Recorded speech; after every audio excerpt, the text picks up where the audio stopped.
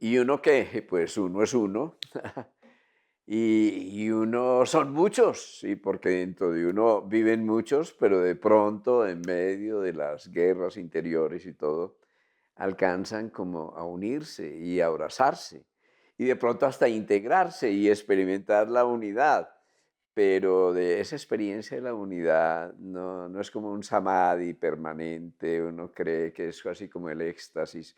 Y yo digo que un éxtasis permanente es mortal, ¿no? Uno tiene momentos de éxtasis, pero luego tiene que aterrizar y la vida es un proceso de aterrizaje continuo. Entonces, ¿qué hacemos o qué hago yo? Bueno, yo soy médico, pero eso no es cierto. Uno no es médico, sí, uno es uno y además asume el rol de médico y se equivoca y disfruta y asume el rol de esposo y de padre y de abuelo y de hermano, de humano y de gruñón y de benefactor, todas esas cosas. Todos viven en uno y afortunadamente si las aceptamos y las abrazamos, descubrimos que nuestra mayor fortaleza es la humildad, ¿sí? Que si no nos complicamos la vida, que no vinimos a ser perfectos. Yo no me siento perfecto, aunque confieso que muchas veces creí que era casi que perfecto hasta que la vida me estrelló. Yo creí que no era orgulloso hasta que la vida me botó los cascarones y me desbarató literalmente. Así que yo he tenido muchas experiencias, muchas vivencias como ser humano, como aprendiz, y mi especialidad es no sentirme especial. Yo no soy especial, sí. Yo voy al lado, adelante o atrás, en todo caso, en la misma corriente de la humanidad. Así que esa es nuestra posibilidad de ser felices. ¿Sí?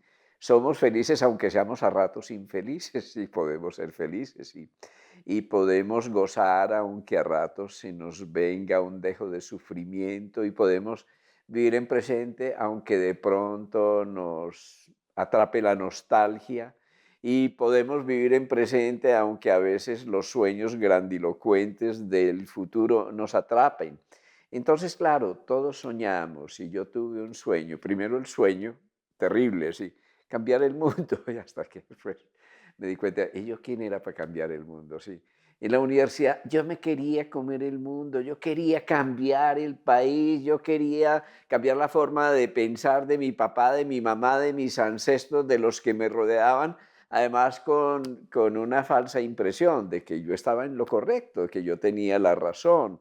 Pero después me di cuenta que las razones del intelecto son un vano condicionamiento, eso es un barnicito que al mínimo viento y el mínimo calor se derrite. Entonces a mí se me fue derritiendo el mundo de las superficialidades, de las especialidades, de las vanidades y dentro de eso me fui encontrando conmigo mismo, con mi sombra como con mi luz y en ese encuentro conmigo mismo, pues claro, vino en primer lugar una experiencia que para mí fue dramática. Yo tuve una experiencia, una vivencia real de la muerte, estar en las fronteras de la muerte y sentir que todo se puede acabar súbitamente, que todos los sueños, que todas las ilusiones terminan en un segundo.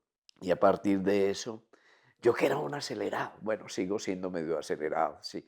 Yo que era un acelerado y perfeccionista y manipulador del debería ser de todas las cosas, pues se me acabó el afán por llegar. Y sí, ¿a dónde va a llegar uno que no sea a uno mismo? ¿A dónde va a llegar uno que no sea su propia paz?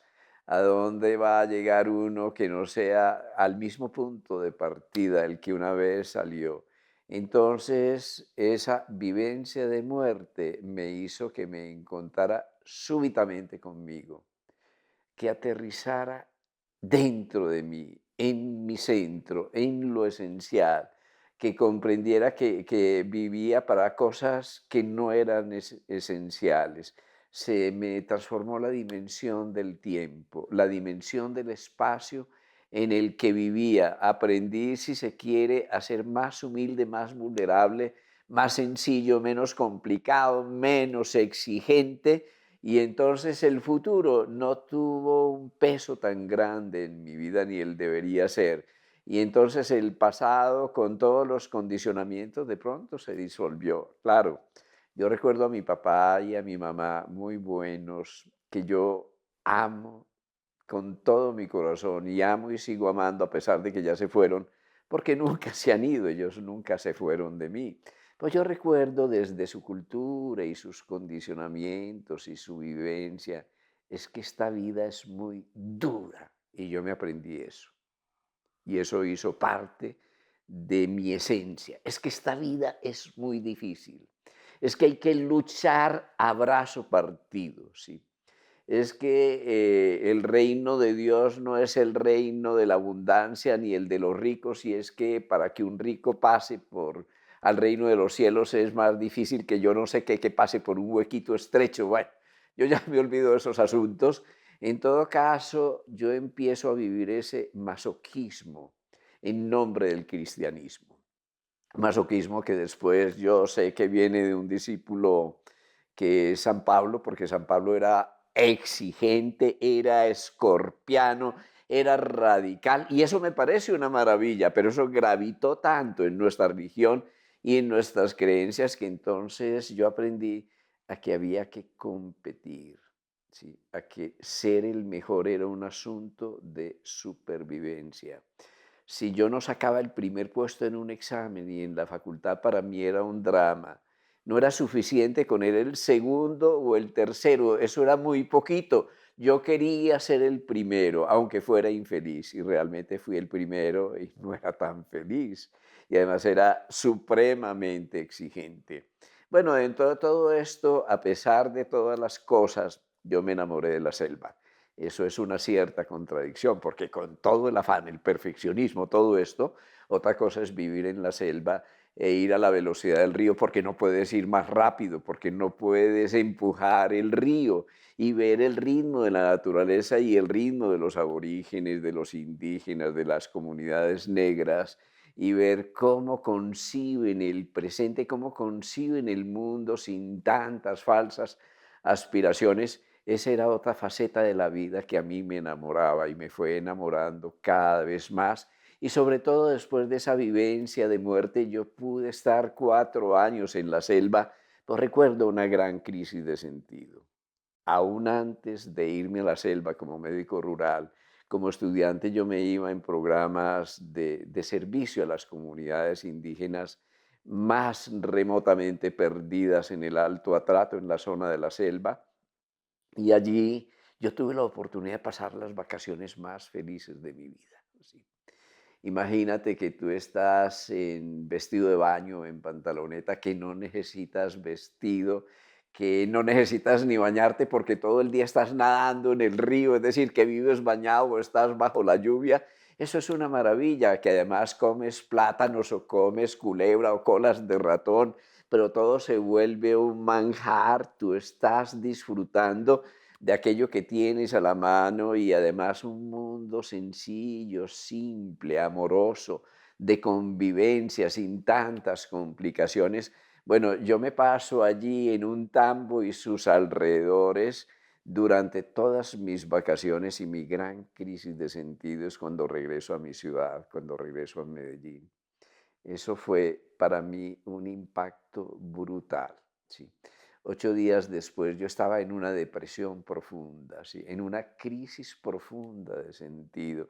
No tenía sentido ni las calles, ni mi casa, ni las escuelas a donde tenía, ni la universidad a donde tenía que ir, ni siquiera estudiar. Yo añoraba esa sabiduría de la vivencia en el seno de la naturaleza y yo veía que estaba aprendiendo para realizarme, pero realizarme era vivir en la realidad y la realidad para mí era vivir en la naturaleza y por eso tuve la añoranza de que cuando saliera, a pesar de que yo tenía todas las posibilidades del mundo por mis resultados académicos, pues yo cometí, entre comillas, la locura de irme para la selva. Y en la selva, ¿qué ocurrió? Me gané la lotería.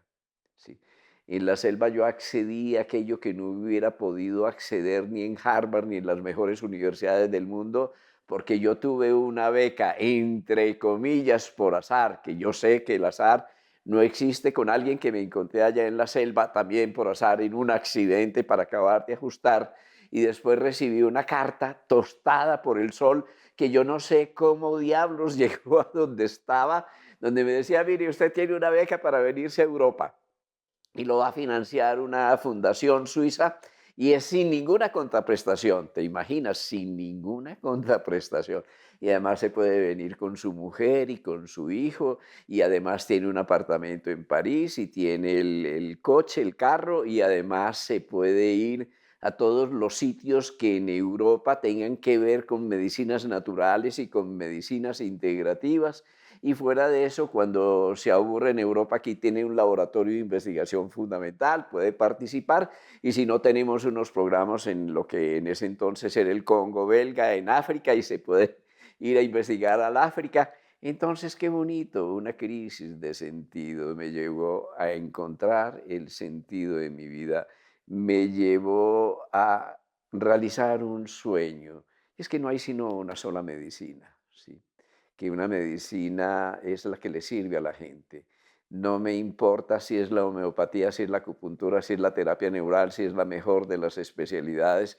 Es una medicina integral donde nosotros podamos integrar lo mejor de los recursos para ayudarle a la gente. Y claro, allí aprendí que nosotros teníamos muy poquitos recursos, es decir, que tenemos unas cuantas moléculas químicas, que tenemos antibióticos, tenemos todo esto, pero nos faltan los recursos que nos permiten aproximarnos a la naturaleza como la verdadera medicina, al sol, a la luz, al agua, a la arcilla, al pantano, a las raíces, a las hierbas, al rocío, a la oración, a los rituales, todos esos también son medicina.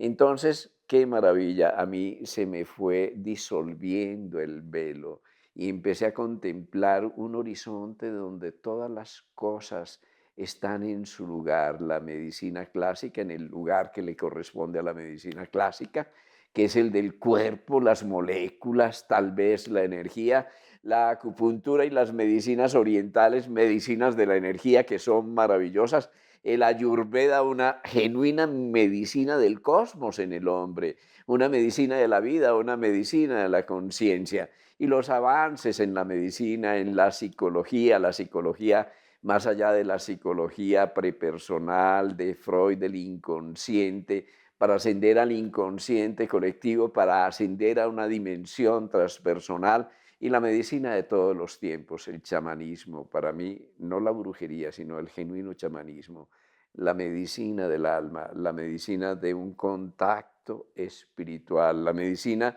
de nuestra esencia. Entonces, en medio de todas las crisis y las dificultades, yo me encontré que cada crisis servía para desnudarme, para ir más profundamente, para quitarme las corazas del separatismo, del orgullo, de las expectativas, de las programaciones, de las falsas creencias. Claro, porque yo tenía una creencia terriblemente falsa, que era casi que perfecto, ¿sí? Hasta que la vida me hizo descender y caer literalmente en el surco de la tierra y desde mis propias heridas sembrarme más profundamente y tratar de florecer, pero no florecer para mí, porque una flor no se sabe flor y no sabe para quién florece y no le importa un carajo, la flor florece para todos y es exactamente lo mismo, tú vienes aquí a florecer, a realizarte, pero no floreces para ti, floreces para la humanidad que vive en ti y esa humanidad que vive en ti es toda la humanidad. Dentro de eso me recuerdo, claro, yo escribí un libro y ese libro, pues yo creí que era un acto de servicio, pero un día iba por las calles de la ciudad de Medellín y, oh sorpresa, yo veo mi libro en una vitrina, ¿sí?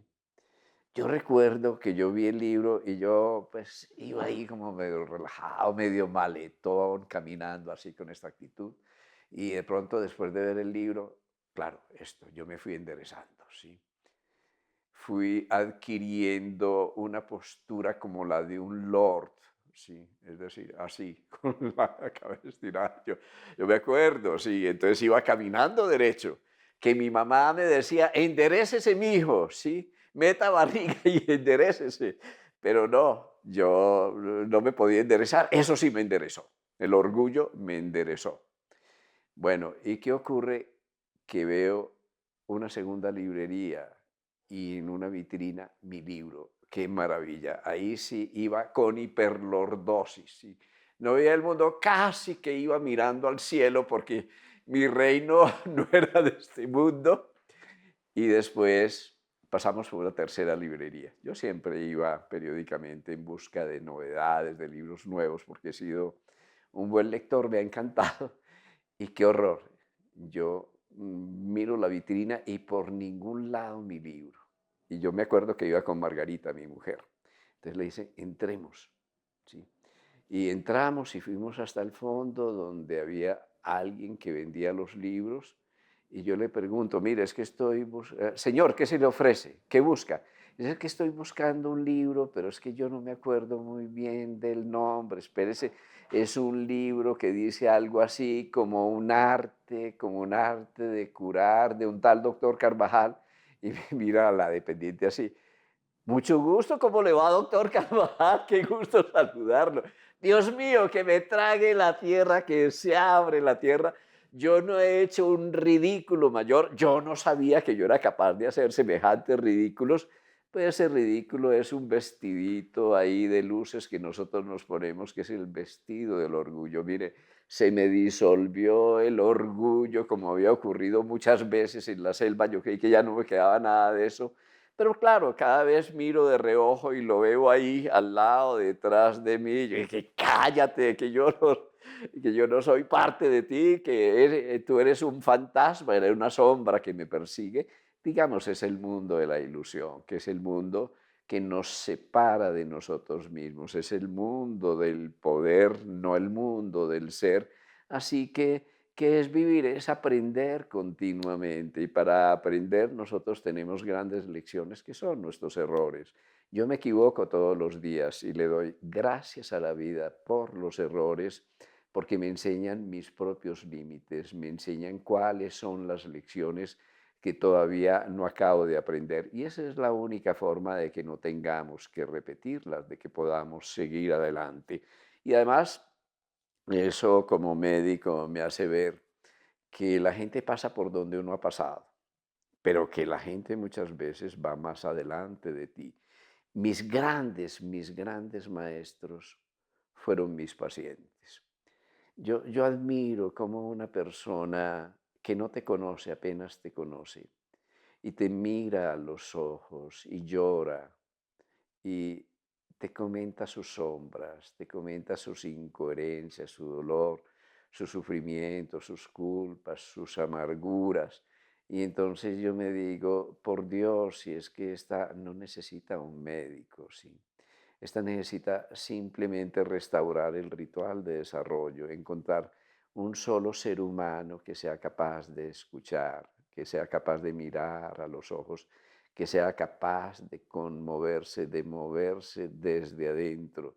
Y yo me muevo muchas veces desde adentro porque frecuentemente me digo, si yo hubiera resuelto aquello que ya tú resolviste con ese aprendizaje doloroso que has vivido en tu vida, si yo encuentro supervivientes extraordinarios, supervivientes de enfermedades crónicas terribles, supervivientes de cáncer. Y siempre me digo, gracias a la vida porque me has mandado el mejor de los maestros. Y el mejor de los maestros es aquel que ha vivido en vivo y en directo, no en la teoría, en la filosofía, en los libros, en los barnices, en las apariencias, sino desde el corazón, desde la vida, desde su presencia, ha vivido los grandes aprendizajes. Y las enfermedades y el dolor es un gran aprendizaje. La muerte es el aprendizaje mayor porque en la muerte nosotros aprendemos la continuidad de la vida. Así que yo he aprendido una cosa y es que todos nosotros somos aprendices. Y cuando somos aprendices somos vulnerables y que la vida es con nosotros. Yo hago medicina, hago sintergética, eso no implica que no me vaya a dar una hipertensión o un infarto o un cáncer o una depresión o una crisis de sentido, porque todas estas cosas son simplemente lecciones que nos trae la vida para ir puliendo el diamante que realmente somos.